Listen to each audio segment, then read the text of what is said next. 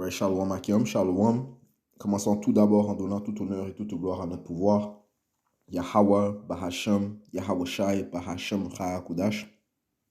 Double honneur et respect aux apôtres de Grey Millstone, ceux que notre Seigneur Yahweh Bahasham Yahushua a établis pour guider les élus de la nation d'Israël. Et bien sûr, Shalom aux élus. Alors, cette leçon va porter sur l'importance de l'apocryphe. Ok, l'apocryphe sont des livres que l'on ne trouve pas dans la Bible traditionnelle. Lorsque je parle de la Bible traditionnelle, je parle d'une Bible telle que la Bible du Louis II, okay, ou bien celle que l'on lit souvent, la Bible de King James, version française. Okay, c'est que j'utilise souvent qu'on utilise souvent pour faire les leçons. Mais tu vas la trouver dans la Tob, par exemple. Okay? Tu vas trouver l'apocryphe dans la Tob, qui est la traduction œcuménique de la Bible. Okay? C'est ce que l'on lit ici. Okay? La traduction œcuménique de la Bible. Okay? Tu vas trouver les livres de l'apocryphe, okay? Qui comprend des livres tels que 3 Esdras, 4 Esdras, les livres de Machabée 1, 2, 3 et 4. Tu vois les livres de sagesse, le livre de Siracide, okay? Le livre de Tobit, le livre de Judith. Okay? Les additions du livre d'Esther, additions du livre de Daniel. Tu vois aussi le livre de Baruch. Ok.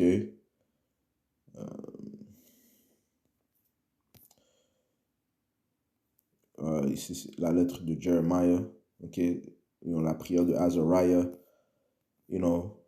Certains psaumes. Ok.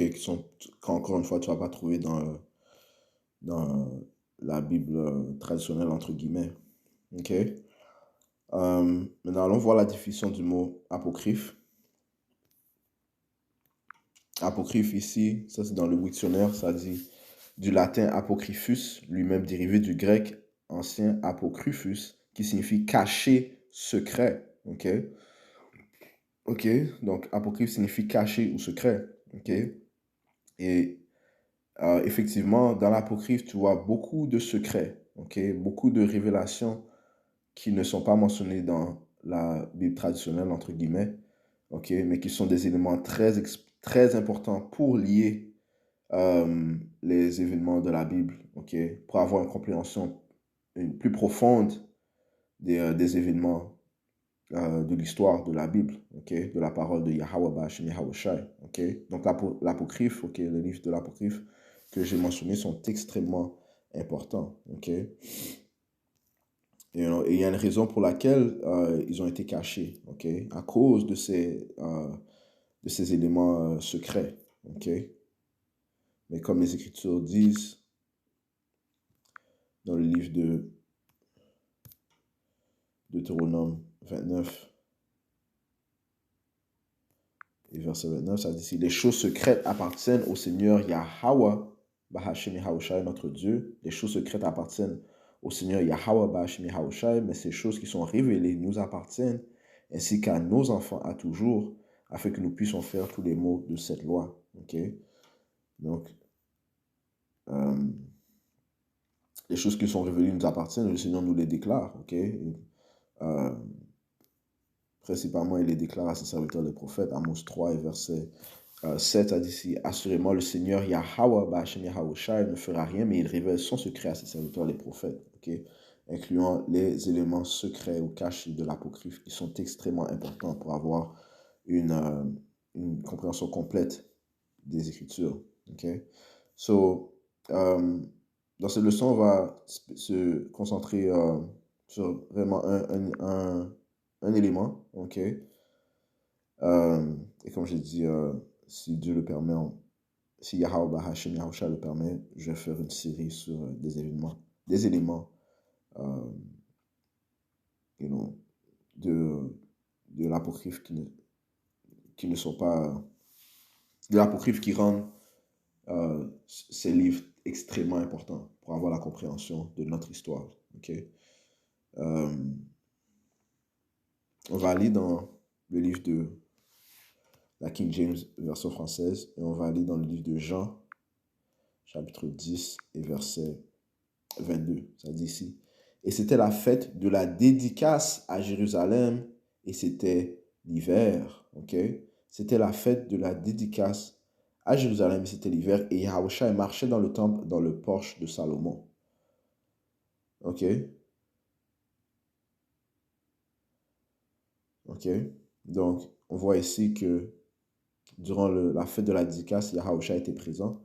OK? Et ceci est une de nos fêtes, une de nos coutumes. Maintenant, comment est-ce qu'on peut comprendre ou connaître c'est quoi la fête de la dédicace? OK? Nul autre qu'en allant dans l'apocryphe. OK? En allant en fait, dans le livre de Machabée. OK? C'est dans cette partie de l'histoire que la fête de la dédicace a été établie. OK?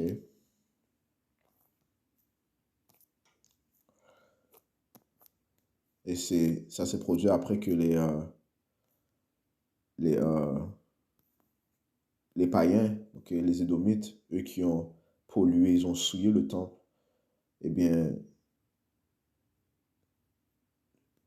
nous les Israélites, ok, commençons par ceux que le Seigneur avait établis pour régner en Israël, notamment Juda, Maccabées, ok, la famille des Maccabées,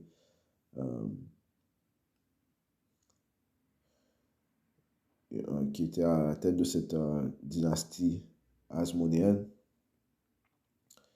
Ils ont dédicacé le temple, donc ils ont repris le temple d'entre les mains des païens, okay, en faisant la guerre contre eux par la force de Yahweh Bashmi Yahushai.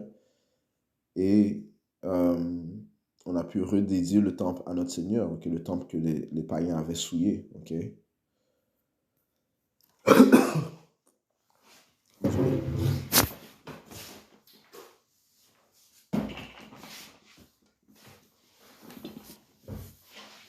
So, allons dans le livre de 1er Machabée, chapitre 4 et verset 36. Judas et ses frères dirent alors, voici, nos ennemis sont écrasés, montons, purifier le sanctuaire et faire la dédicace. Toute l'armée se rassembla et ils montèrent au mont Sion. Ils virent le sanctuaire déserté, l'autel profané, les portes consumées dans les parvis, la végétation avait poussé comme dans un bois ou sur une montagne et les salles étaient détruites. Ouais, les païens, ils avaient détruit notre temple. Okay? Les Grecs principalement. Ils déchirèrent leurs vêtements, menèrent grand deuil et répandirent de la cendre sur leur tête. Ils tombèrent la face contre terre et au signal donné par la trompette, ils poussèrent des cris vers le ciel. Judas donna l'ordre à certains de ses hommes de combattre ceux qui étaient dans la citadelle jusqu'à ce qu'il eût purifié le sanctuaire. Puis il choisit des prêtres sans souillure et zélés pour la loi qui purifièrent le sanctuaire et reléguèrent en un lieu impur les pierres de souillure. On se demanda ce qu'on devait faire de l'autel des holocaustes qui avait été profané et on eut la bonne idée de le démolir de peur qu'il ne devienne pour eux un objet de honte. Puisque les païens l'avaient souillé, ils le démolirent et déposèrent les pierres sur la montagne de la demeure, en un lieu convenable, en attendant la venue d'un prophète qui se prononcerait à leur sujet. Selon la loi, ils prirent des pierres non taillées et bâtirent un autel nouveau sur le modèle du précédent. Ils restaurèrent le sanctuaire et l'intérieur de la demeure. Ils sanctifièrent aussi les cours. Ayant fabriqué de nouveaux ustensiles sacrés, ils introduisirent dans le temple le chandelier, l'autel des parfums et la table. Ils firent fumer l'encens sur l'autel, allumèrent les lampes du chandelier qui brillèrent dans le temple. Ils déposèrent les pains sur la table, tendirent les rideaux et achevèrent tous les travaux entrepris. Le 25 du 9e mois, nommé Kislev, en l'an 148, ils se levèrent de bon matin. Et ils offrirent conformément à la loi un sacrifice sur le nouvel autel des holocaustes qu'ils avaient édifié. L'autel fut inauguré avec les cantiques au son des cithars, des lyres et des cymbales à la même époque de l'année et le même jour que les païens l'avaient profané. Tout le peuple tomba la face contre terre pour adorer, puis il fit monter la louange vers le ciel qui avait conduit au succès. Ils célébraient la dédicace de l'autel pendant 8 jours et ils offraient des holocaustes avec une grande joie, ainsi que des sacrifices de communion et d'action de grâce. Ils ornèrent la façade du temple de couronnes d'or et d'écussons et ils remirent à neuf les entrées ainsi que les salles qui munirent de portes. Une grande joie régna parmi le peuple et la honte infligée par les païens fut effacée. Okay? La honte infligée par nos ennemis, les Édomites qui avaient pollué, qui avaient détruit le temple. Okay? C'est grec, ok? Cette honte fut effacée. Judas et ses frères et toute l'assemblée d'Israël décidèrent que les jours de la dédicace de l'autel seraient célébrés en leur temps, chaque année pendant 8 jours à partir du 25 Kislev avec joie et gaieté.